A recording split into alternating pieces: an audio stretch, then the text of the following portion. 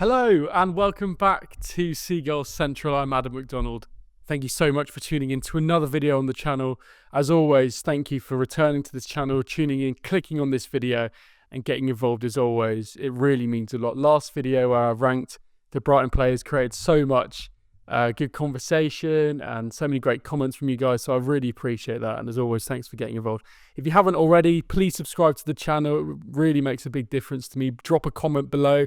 Do you agree with what I'm about to say, how this conversation is going? Please get involved as much as you can.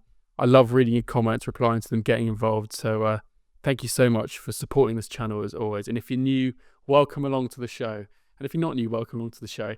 Today, I'm going to be talking about one of the kind of, not one of the biggest stories, but I think within the international break, this last 2-3 weeks, this has been one of the stories in the Brighton community, which has really ruffled a few feathers, I'd say. It's provoked a bit of debate. It's made quite a lot of people quite annoyed, including myself.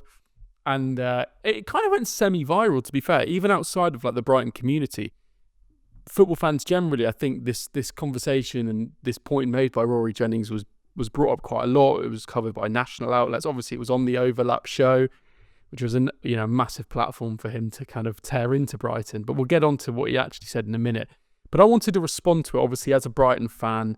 And there's been so much discourse and chat about kind of his comments he's made. And also in the week that I'm recording this, in the week where Brighton have just shown kind of over 5 days or so, they've done loads of showings of the new Stand or Fall documentary, literally detailing the history of Brighton and Hove Albion, the club, the story from rags to riches, literally, as far as a football club can go from rags to riches. That story was shown. I thought it was a really kind of poignant and just ironic time for this comment to be made, considering everything that's going on with this film at the moment. So I want to get into it. So let's do that. So for those who might not have seen the comment, Rory Jennings, obviously Chelsea content creator, broadcaster, works for the same company as me, which is quite awkward. I'll get onto that in a minute. Made a comment on the Overlap fan debate about, let's say, 2-3 weeks ago, maybe less than that, where he was talking about how he wants, when we beat Ajax at the Johan Cruyff Arena just over a year ago now, he got a notification saying Brighton 2, Ajax 0, or maybe it was a home leg, because we beat them in both games, didn't we, ironically. And he looked at that and went, that's everything wrong with football. Ajax, the historical, brilliance of that club, the history, the stature, blah, blah, blah, blah, blah. They're getting beaten by 2-bob Brighton. And that was the phrase, called Brighton 2-bob, which created a lot of laughs among the other kind of fan content creators. A few people going, that's disgraceful, you can't. But no one really pushed back on him on it. Jamie Carragher said, I sort of see what you're saying in the sense that, British clubs, have so much more money, and that essentially means they can just go and beat the kind of historically massive teams in Europe, which is a true point. Jamie Carragher certainly wasn't kind of Brighton bashing, but Rory Jennings really obviously was, and he's done it before. Obviously, we've heard him, on TalkSport mainly before, talking about, how Brighton are going to get relegated. About a week ago, after this comment, he refused to apologise to the Brighton fans. We got to take it, it's part of his shtick, and you got to kind of, in some ways, respect him for it, because, it's the reason I'm making this video. It's I'm seeing so many Brighton fans on Twitter, maybe yourself included, people getting so rattled by it, which I think, when it's about your club, it's very easy to, and that's essentially the reason I'm making this video, is to make the case in defence. But, so many people are falling for the bait, but that's what he wants, isn't it? That is his brand to a T, is say something controversial, get fan bases talking about you, elevate your profile, and it works so well for so many people, and that's his shtick. A little bit of transparency on this. Rory works at the same company as myself, met him a few times. What I want to kind of say about this is the bloke, he's actually a really nice bloke, very charming, very courteous, polite, takes an interest in you. He's one of those people around the office who's really nice to just be around. I've spoken to him about Brighton before, not around this kind of topic at all. But I think he does genuinely know his football. He's got a good, he understands that, he's got good historical knowledge of football. You can talk to him about football from years ago. I think I'm not sitting here slating him as a person or even his like ball knowledge. I think it's just this comment I want to get into, and more, not so much what he said in his view, just the kind of wider view around the way that clubs like Brighton, Bournemouth, Brentford, etc., Southampton are viewed in like the modern day era by football fans, and particularly by football fans who support top 6, 8 clubs. Because I think the mindset is so skewed. Of course, you do get, and I wonder what his genuinely true view is of Brighton. I reckon he probably does have a fair bit of respect for Brighton in the way that they're run and stuff. But I think for this, it's part of the shtick, isn't it? But yeah, so I kind of wanted to put that on the table. This isn't about him. This is about the view he's made, the comment he's made, and I think, to be honest, he's probably expecting a bit of pushback. So you got to love it. So I think, first of all, I thought it would only be fair, and maybe you'll think this is the wrong way to do it, but I wanted to see, like, is there a case? What is the case for Rory Jennings' kind of side on this, and many other fans' viewpoint on this? Is Brighton a two-bob club? Well, they would argue, they're only relatively new to the Premier League. What is it, 6, 7, 8 years in the Premier League? The fan base historically wasn't massive, obviously have been in the doldrums of the Football League for the majority of their history, League One and League Two. And essentially all it took was, for someone like Tony Bloom to come in and, maybe pump a bit of money in. And Brighton have got a bit lucky, got into the Premier League, grafted it out, stayed there. But ultimately, they're one of those teams who just float about 10th place and, you're waiting for them to get relegated. I mean, I think the merit in that point is like, well, Brighton aren't a big club. Like, obviously, they're not a big club. And historically, they're not a big club. And like right now, they're not a big club. They're a growing club, but we're definitely not a big club. And I think maybe maybe the reason why people like Rory Jennings and other kind of top 6, top 8 kind of pundits make those kind of comments is maybe because Brighton are seen as a bit of a threat to kind of their position. Chelsea in recent seasons not doing so well, albeit, doing quite well this season. Man United in the past. Different teams at different moments. As Tottenham have had struggles, in kind of maintaining that top 4, top 6, even top 8 kind of position. And I think, maybe it comes from that kind of why are people like Brighton, people like Brentford mixing it with Villa even to, I guess, no, they got the history, but, there's kind of not traditional top 6, 8 clubs. Why are they mixing it with the big boys? I think that's got to be where it comes from a little bit. And I see the side that he makes in the sense that we're not a big club. So if you've got a problem with a team not being a big club, then that's fair enough. If you want your Premier League to be full of just big clubs, then great. Like, you can have the Super League. And I think the reason that viewpoint is slightly problematic is because ultimately, if you were to just like create a league where you only have big clubs, you're not in Super League territory, but that's kind of the same sentiment that they used in the Super League. It's like, let's just cut ourselves off to make ourselves the most money and like screw the whole like romance of football and the storytelling of football, and let's just make it a kind of monopoly amongst the big clubs. I think another reason why I think it's difficult because this view annoys me as well because it neglects what to me is like 90% of football and the experience of football, which isn't really about like, okay, maybe you'll actually disagree with this. Maybe it's not really about like what actually happens on the field. It's like, for me, right, it's about going to the games, spending time with friends and family, traveling around the country, or even if you're just watching from your home stadium, like just going to that kind of your home, your fortress every week, going to the place that you're familiar with, the place that you love every week, sitting around the people you know and recognise and chatting to people on the concourse and, seeing your team. And it's the routine of it. It's the community of it. It's the, you think about clubs like Brighton doing so much for the community. It's not literally like charity work community. It's like, it's the sense of belonging and community that football gives you and the experience and storytelling that football gives. I think, saying, oh, teams like Brighton, it's a joke, they're too bob. It's like, okay, well, they can be, that's fine. And that doesn't mean that they're less valid to be in the Premier League, because I think if your view of football was only through like, well, we should have successful big clubs, then I just think that misses the point of what football is all about. Football is about the storytelling. It's about the journeys. It's about the, team like Sunderland or something, like being in the Prem, getting relegated again, the struggles, sticking by your club, getting promoted, maybe getting back into the Premier League like this season. There's so many stories on so many different levels. Teams like Wolves, who got relegated out of the Championship, come back up into the Premier League and are now, doing all right, admittedly not this season again, but it's about so much more than just like following a club doing well. And I think a team like Chelsea, in recent years, maybe if you're kind of under the age of like 20, you probably don't really get that. But if you're a Chelsea fan who's over the age of like 25, you should probably like understand that a little bit. Like, Chelsea not always a traditionally kind of wealthy club and a really successful trophy club. Like, you should understand. And I'd imagine that as Rory, who I imagine has in the past been a match-going fan. I'm not sure if he is anymore. I'm sure he tries to. You should know that it's not about, like, if a club is 2 bob, great. Like, a club is 2 bob is beating Ajax. That is literally the definition of what football is all about. It is literally about the underdogs beating the big teams. And I bet if there was another situation, like, I bet he loves the FA Cup. I bet he'd talk about the FA Cup, like, so brilliantly and with such high praise.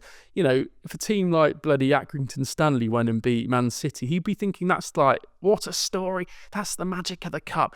Yeah, like when it's kind of in the Premier League and maybe it's like our team's in Europe, Brighton, and like your team isn't, and they're beating Ajax, that's when it's a problem. I don't know, that's kind of how it feels to me. And I think there's a lot of double standards around this idea, like in some way, because ultimately that is what football is. It's an underdog thing, isn't it? It's a storytelling thing. It's the soap opera of football. And that's what makes football so good. So I think it's just ironic, really, that you're going to get people saying stuff like that. I also think if we move this kind of conversation in a different direction, I guess it's kind of on the same point as well. It's that thing of like, how does football evolving matter to people? Does like the game expand, not even expanding, but kind of growing and evolving, changing? Is that good for the game?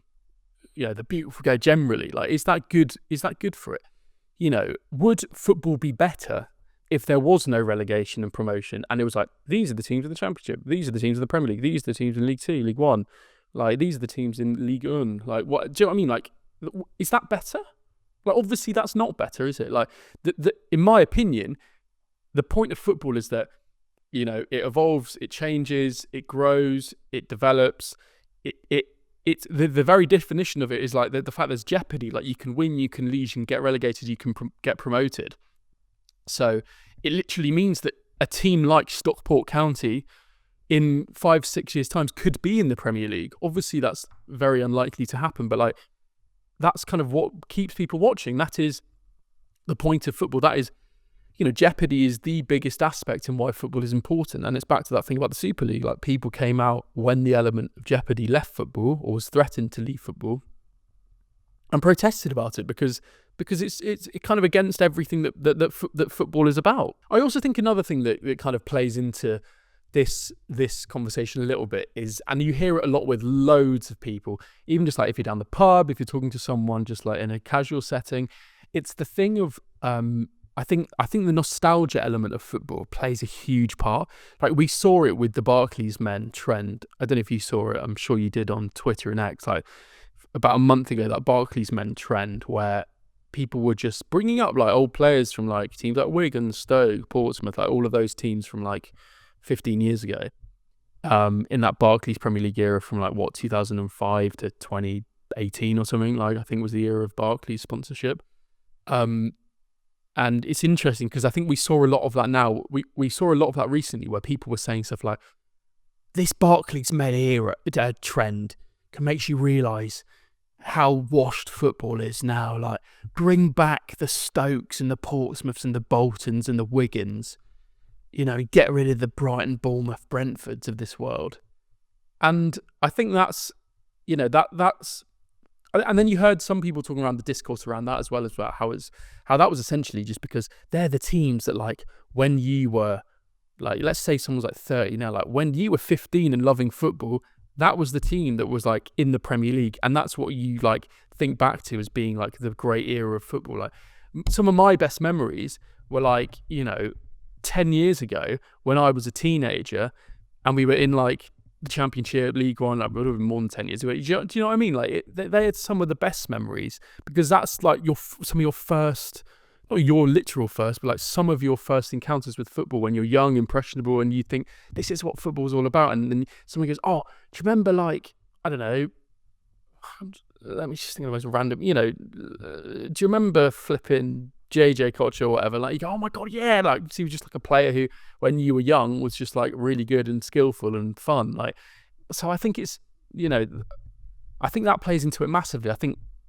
what would be really interesting would be to see if, like, in say 10 years time or 15 years time, whether like people who are say 15 now and are like 30 then, like, are they going, "Oh yeah, like the days of Bournemouth and Brighton," like, they'll be going, bring back Mitoma, bring back the days of like Rutter, like, do you know what I mean? I wonder whether that will like be a thing.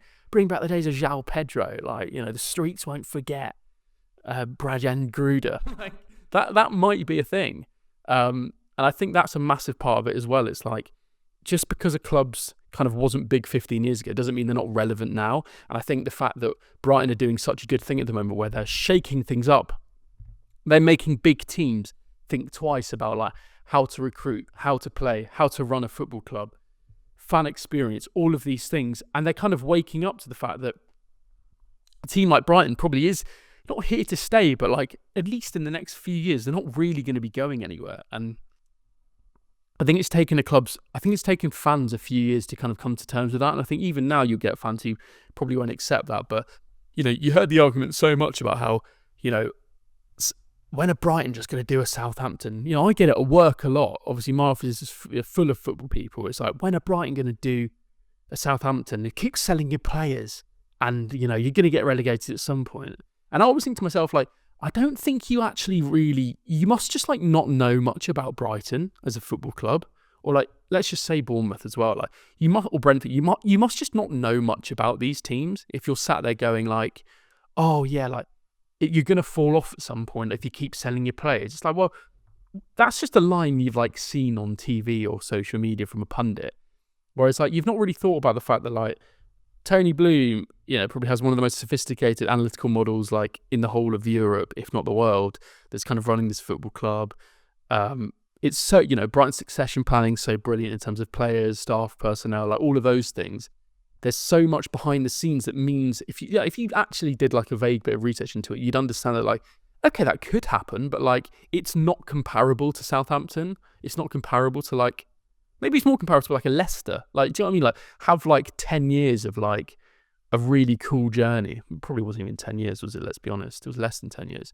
But like, do some amazing things, get into Europe, like in their case, win the league, and then like drop off. But you've still got that kind of level of being able to get back. And I think, people just assume, well, you've sold your players, and Southampton, they sold, who did they sell? I can't even think. They sold Nathaniel Klein and Virgil van Dijk and whoever else, and like, and they got relegated. It's like, well, yeah, but like, it's not really comparable, is it? And I think it's interesting as well. Like, someone at work recently said to me, they were like, "Where that Carlos Balaba's brilliant, isn't he?" And I know, yeah, he's good. He's not really getting the team too much. Hurzeler's kind of taking him in and out, but he's already like one of our best players this year. I think it was after the Tottenham game. "Oh, he's brilliant." And they go, "I don't know how you keep doing it. You pull them out of nowhere." Like, and I reply to him like, and maybe you don't feel the same. Like, it doesn't annoy me, but I just kind of think like, you don't really know much about Brighton if you're saying that, because we signed him over a year ago, 18 months ago, for like 25 million quid. Quite a lot of money by Brighton standards. We didn't really and we didn't get him out of nowhere. Like, in this case, we bought him from like Lille or something, wasn't it? And it's like, "Where'd you get him from?" And I went, "Well, no, but he did actually play last season, mate. Like, he played like 50% of the games last season, but he was just a bit like, getting used to English football and was a bit up and down. You saw the signs of him." He was like, "No, he did." He went, "No, like, that was what annoyed me." He went, "No, he didn't." I'm like, "Well, yeah, he did, mate. Like, you look at the stats, he probably played like 25 games last season." Which I just, probably more than that. What am I on about? Like, with that midfielder, it was so kind of weak at the time in terms of depth.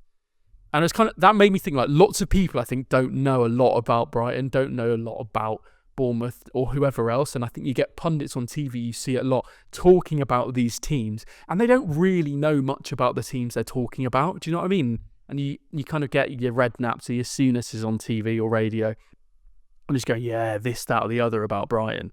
It's like, I wish you kind of understood it a bit more and understood that actually Brighton have some really good players. The setup from the whole academy is brilliant. The staff, the infrastructure, everything is... And people kind of put out the same phrase of Brighton are a really well-run club. It's like, okay, great. Like, it's easy to say that, but like, what do you actually know about Brighton? So that's kind of when it annoys me when we hear these kind of comments like, Brighton are two bob. That's everything that's wrong with football. It's like, well, if you knew loads about Brighton and you were like really clued up on it and you could have a genuine conversation about it and like prove to me why that's the case, then fair enough. But often, I think maybe Rory could do that. I'm sure he could. But I think in lots of other cases, like, they can't do that. And that's what annoys me as well.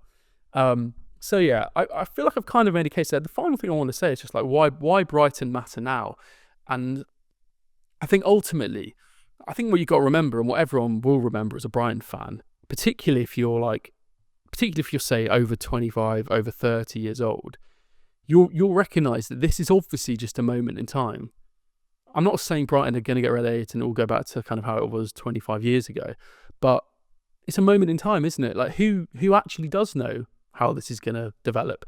Who knows how long Brighton are going to be able to sustain it? But that's kind of, it goes back to that point I made at the start of this video, where it's like, I don't think that really is what football's all about. I've said to my mates and my dad at times when we watch football, I go, we kind of joke, like, you know, I wouldn't mind being back in the Championship sometimes, because, and my brother says it as well, like he says some of his favourite like experiences watching Brighton were just like the Tuesday nights against some kind of standard Championship team. You go to the game, the vibes are just quite good, and I often sometimes think, I just kind of want to go back to that. But I think that's what being a football fan's about. It's about more than just the football on the field. Look, we're living in the glory days. These are the halcyon days for Brighton. I remember saying that like 3 years ago under Potter. Yeah, but it keeps going and it keeps getting better and better and better. As I'm sure it will do. Who knows? The sky probably is the limit for Brighton. Who knows whether they could get into the Champions League, where this story could go. But that's not really the point of football, is it? And I think people like Rory Jennings should know that. And I think he does know that. But it chimes against everything that football is all about. And the best things about football, in my opinion, are the fact that every club has the opportunity to kind of live those experiences. Okay, big clubs now, Villa, Newcastle in recent years getting into Europe. But Burnley did it in the past. There's stories of it so many times. You know, Wigan getting into Europe and being able to do these amazing experiences, going to the Johan Cruyff Arena, having an away day in Amsterdam, being able to beat Ajax in their own backyard, home and away as well, actually. Like, what an experience for us, being able to go to Athens, Rome, going around the country, going around Europe, watching your team, your little team that played like at Withdean Stadium 15 years ago. And there's so many stories of that, so many different teams. Irish teams like making it into like the early stages of the Champions League or the Europa League and being able to go to flipping, you know, some weird corner of Europe to watch their team. And I think that's what it's all about. And just because Chelsea are competing in the Conference League, are they competing in the Conference League, or is it the Europa League this season? Or Tottenham last season were competing in the Conference League, and that's a competition you don't want to be in.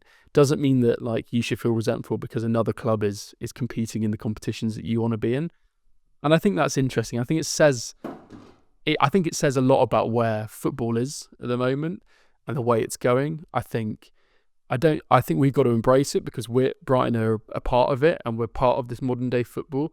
But the way modern day football is going is that I think lots of these clubs are creating fan bases that want that closed shop, want success 24/7, want silverware, want to be the champions every year. And you're getting an era of fans who are growing up like chronically online watching football and not really experiencing kind of football for what it is as a wider thing. And I don't know, maybe this is like a bit of a philosophical rant about football, but I think that's the reason why the comments made by someone like Rory Jennings was so, not triggering, because that makes it sound so deep, but like it triggered a lot of people, as he probably intended to, is because it just neglects so much about the rest of, like, you know, the remaining, whatever, 80 teams in the Football League, you know, that aren't competing for trophies, aren't big clubs. And can you only kind of compete in the Europe's elite competitions if you're a big club? Is that your suggestion, Rory? Is that your suggestion, other top creators? I think it's an interesting one. But I hope I've made the case. So that in full is my response to the Rory Jennings assertion that Brighton are a two-bob club. I would love to know your thoughts on it, whether you agree with what I'm saying, disagree with what I'm saying. Pick me up on some of the points I've made. If you've heard one of those points that you're talking absolutely nonsense, bang it in the comments. I welcome it. I'd love to get into a conversation with you. If you've seen this video and you think I've made some good points, please share it with your friends, send it on WhatsApp, get it around. I know it sounds a bit beggy, but I really just want to try and grow this channel as much as I can, create a community. I really enjoy making these videos. Please, as always, like the video, drop a comment, drop a subscription if you haven't already. It means a lot to this channel. And I'll be back after the Bournemouth game. I'm not going to be able to do a video immediately after the Bournemouth game, but I'll be back next week responding to the Bournemouth game, looking forward to the next period where actually Brighton have some decent fixtures coming up on paper, of course. Obviously, you never really know, but it looks like we're going into a nice little period before Christmas where games, on paper, you'd think we could pick up a few points, but obviously they're the dreaded last words. So yeah, thank you so much for watching. I'll be back after the Bournemouth game, and I will see you soon. And as always, up the Albion.